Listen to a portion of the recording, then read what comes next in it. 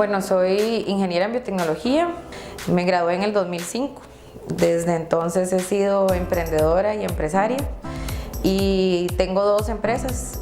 Una se fundó en el 2005 que se llama Innovaciones Biotecnológicas y la segunda en el 2007 que se llama Biotech, ambas en el área de biotecnología. Y ya el año pasado tuvimos que también seguir creciendo y adquirimos una propiedad de 14 hectáreas en Limón, donde también podemos tener cultivos y hacer nuestros propios experimentos y tener una ampliación de los servicios que brindamos en el área de investigación de fitopatología. Entonces, en palabras cristianas, me gusta decir que somos los doctores de las plantas, es lo que hacemos en Biotech. Desde el diagnóstico de saber por qué están enfermas hasta con qué las podemos curar, y también hacer el desarrollo para productos nuevos, innovadores, que puedan controlar plagas y enfermedades. Entonces nosotros también producimos microorganismos para poder hacer ese control y disminuir el uso de los agroquímicos. Entonces son alternativas naturales, ¿verdad? Llamamos controladores biológicos, para poder tener esas poblaciones en un equilibrio y tener una producción sostenible, y también son certificados orgánicos. Entonces ayudamos al productor para que tenga muchas más herramientas.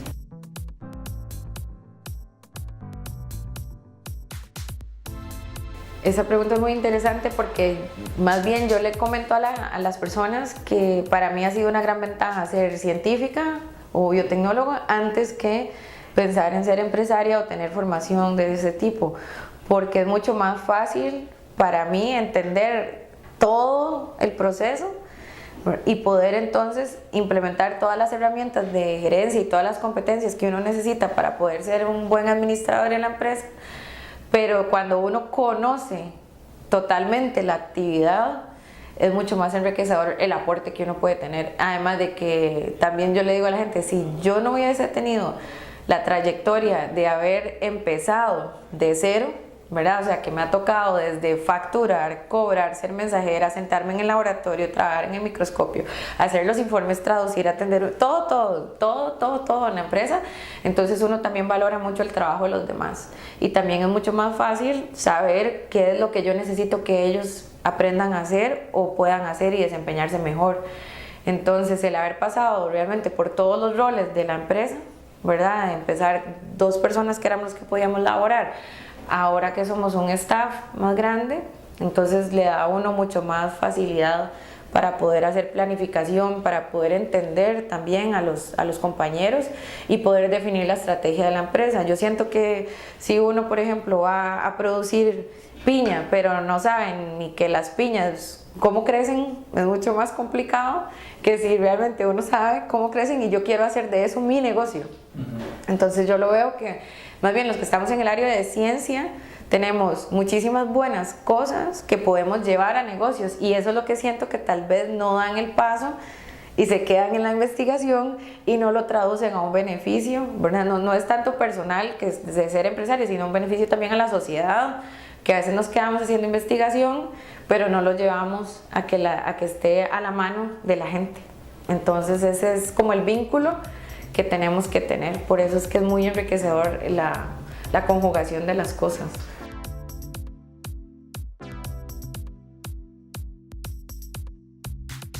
Bueno, lo primero que yo le digo a la gente es que se la tienen que creer, pero creer en serio, que tenemos que tener una idea. Entonces yo le digo, tienen que estar dispuestos a morir por ella, ¿verdad? En un decir. Pero si nosotros estamos comprometidos con lo que nosotros queremos hacer y sabemos que estamos llevándolo, ¿verdad? Y que estamos desarrollando lo que nosotros esperábamos y haciendo un prototipo, etcétera. Entonces lo primero es que si la idea yo me la compro, ¿verdad? Los demás me la van a comprar. Entonces si lo que yo veo y lo que yo hago soy capaz de volverlo en un negocio, eso va a ser creíble para los demás. Pero si nosotros titubeamos ante los demás de lo que estamos haciendo, entonces ahí es donde es como que empezar con la pata renca, ¿verdad?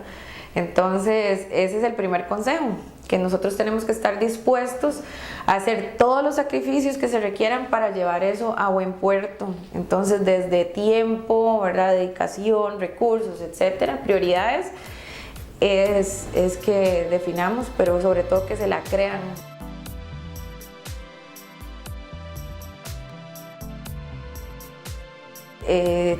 no tienen que tener miedo de que la idea les parezca loca. Más bien, yo he escuchado de gente que aconseja que cuando uno comenta con otra persona su idea y no le dice, está medio loca, entonces dice, no, no es una buena idea, porque probablemente ya exista, ¿verdad? Entonces también tiene que tener un poco esa mentalidad de que tenemos que pensar, como dicen, fuera de la caja y ir más allá, conversar con la gente, escuchar sus necesidades. Entonces, aunque yo siempre me he considerado una persona, estudié biotecnología y me apasiona muchísimo, pero mis genes, mi genética es totalmente de emprendedora y de empresaria. Entonces yo, si termino vendiendo algo en biotecnología o termino teniendo éxito con una idea en alimentos, lo que me apasiona a mí son los negocios.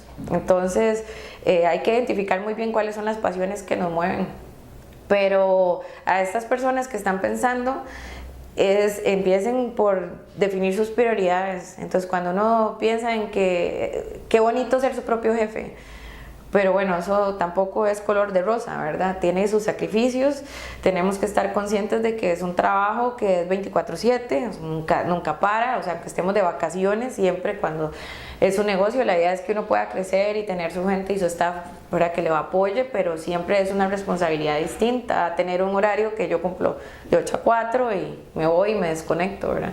Entonces estas personas tienen que ir pensando en todas esas cosas y definir sus prioridades en la vida, y también dar el paso de no lo dejen para mañana y no lo digan el otro año voy a emprender y el otro mes y voy a esperar a que llueva o no llueva, ¿verdad? Porque entonces esas cosas son temores que nosotros mismos nos estamos poniendo para poder postergar y postergar y postergar las cosas. Entonces sí les recomiendo que hagan un plan de acción, que empiecen a empaparse y a leer y a escuchar de otras personas, de otros emprendedores. Hay muchos libros de negocios, muchos recursos que pueden usar que son gratis y que les puede ayudar a establecer un plan de negocios, a definir prioridades, y entonces con todo eso ya van amarrando un poco, ¿verdad?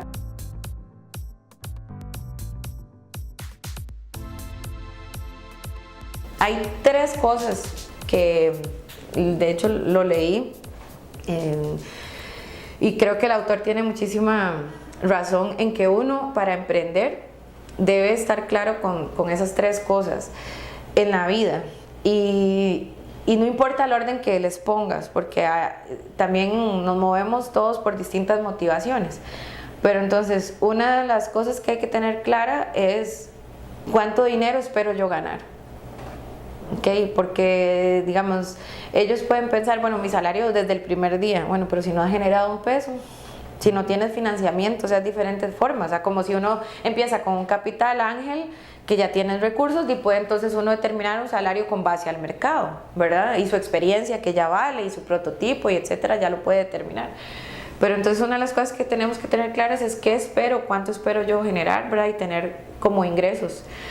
Lo otro es cuánto tiempo espero yo poder dedicarle a mi negocio. Entonces hay gente que quiere pensar en una idea de negocio, que quiere trabajar solo 3 días a la semana o 4 días a la semana, o que dice me quiero pensionar a los 50 años. Entonces creo que también hay que tener esas expectativas claras, ¿verdad? Porque dependiendo del tipo de negocio, así es como hay que estructurarlo, porque si no, más bien después puede llegar a ser una frustración para esa persona, o sea, porque ya sea que no perciba lo que esperaba, ¿verdad? O que tenga que trabajar más de lo que pensaba.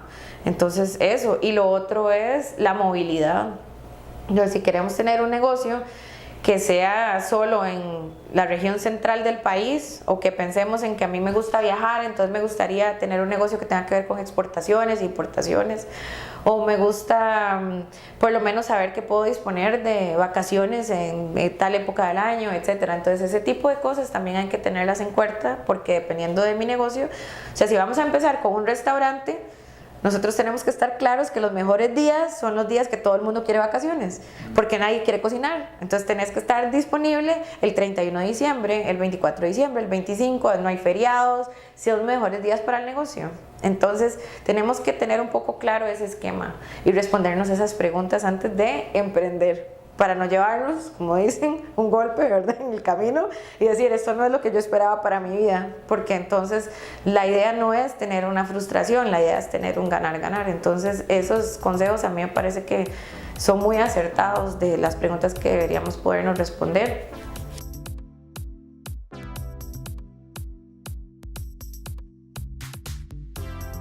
Bueno, dolores hay muchos tipos, ¿verdad?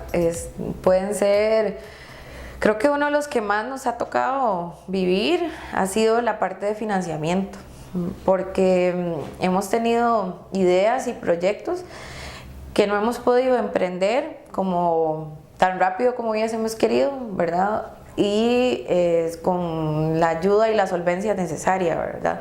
Entonces, ese es como un problema, creo que yo, de los más comunes, porque nos pasó que llegábamos a un banco y entonces nos decía, es que necesitamos que tengan mínimo 3 años de permanencia en el mercado, y la empresa estaba naciendo con 1 año, una gran inversión en equipo, pero el equipo ellos no lo conocen, entonces tampoco se puede dar como una garantía. Entonces teníamos que buscar opciones.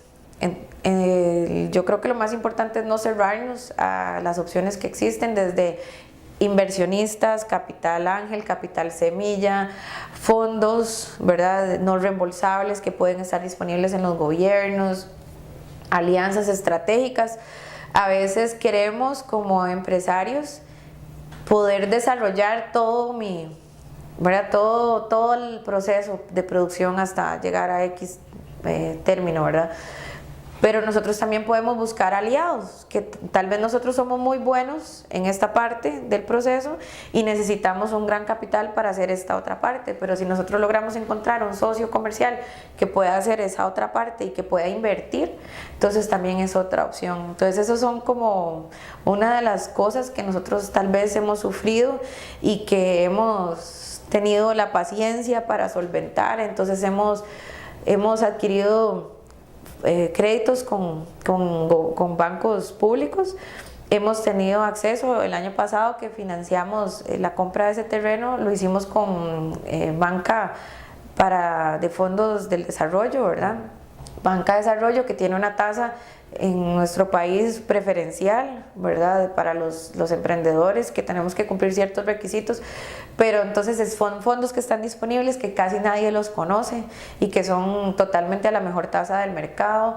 También hemos concursado por fondos no reembolsables, hemos sido seleccionados en 2 convocatorias de fondos del Ministerio de Ciencia y Tecnología de Costa Rica.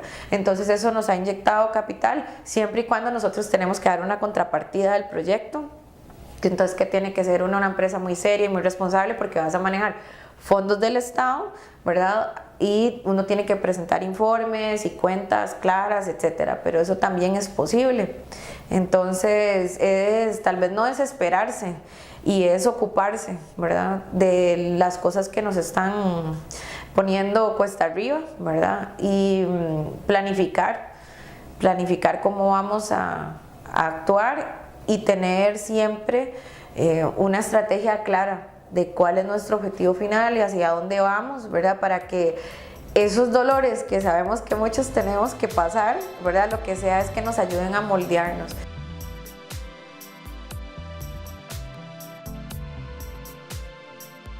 Cuando vamos a seleccionar una persona para establecer una empresa que va a ser un socio, yo les recomiendo que ojalá sea alguien que les va a aportar más que capital, porque es un proceso que hay que sufrir, hay que llorar, va a haber tristeza, hay que celebrar, o sea, se van a pasar cosas duras, pero si uno tiene la gente clave en la que apoyarse y que está con uno 24/7, va a llegar a un buen puerto. Entonces, cuando pensamos en que mejor solo que mal acompañado, siento que es porque no han tenido la oportunidad de conocer a alguien que les va a aportar suficiente como para hacerse más fuerte y tener un poco más de capacidad para enfrentar todos los retos. Entonces, siempre hay que escoger muy bien. También otro consejo es que desde que se establece una sociedad, creo que tienen que quedar como los pasos muy claros. Entonces, por ejemplo, algo que me recomendó a mí en algún momento un abogado fue, bueno, ¿qué pasa si alguno de los socios se quiere ir o quiere vender y el otro no quiere? Bueno, entonces de previo se define, la obligación del que quiere vender es ofrecérselas a los demás antes que a cualquier tercero. Cierto tipo de cosas legales que se pueden hacer para que entonces desde un principio, ¿verdad?, tanto el proceso de ingreso como el proceso de retirada estén claras, ¿verdad? Que igual es, por ejemplo, cuando se tienen socios que son inversionistas de capital ángel, igual ellos también tienen cláusulas para ingreso y cláusulas de salida. Entonces esos escenarios siempre hay que planteárselos, aunque hoy nos estemos conociendo y nos estamos llevando muy bien y pensamos que estamos igual de comprometidos, pero las cosas a lo largo del tiempo pueden cambiar. También tenemos que entender que nos mueven motivaciones distintas, entonces que somos personas diferentes que vamos hacia un mismo puerto, pero tal vez también como familias tenemos diferentes objetivos o metas en la vida. Entonces eso también viene a ser parte de los objetivos que como empresa tenemos que vislumbrar.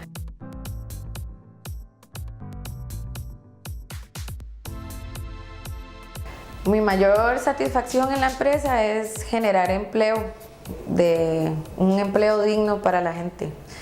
El mayor reto fue subsistir esos primeros años, fue lo más duro que hemos pasado, y de ahí ya retos en el día a día que son bonitos, digo yo, es tener una lista de pendientes que siempre hay, ¿verdad? Entonces yo les digo a ellos, el día que yo llegue aquí sin una lista de pendientes, de ahí ese día pongo el candado, porque entonces quiere decir que entonces va borrando uno y va poniendo cosas nuevas. Entonces es un gran reto y pues mantener la calidad aunque la empresa vaya creciendo, ¿verdad? Y sostener ese compromiso que tenemos con los clientes y su fidelidad a lo largo del tiempo. Entonces hacer clientes que permanezcan y que no se vayan. Ese es otro de los retos que son muy importantes y que a veces tal vez las empresas pierden un poco el norte en que el cliente es la razón de ser. Entonces tenemos que, si vamos a ir creciendo, pero lo más fácil es también mantener la lealtad. Entonces eso.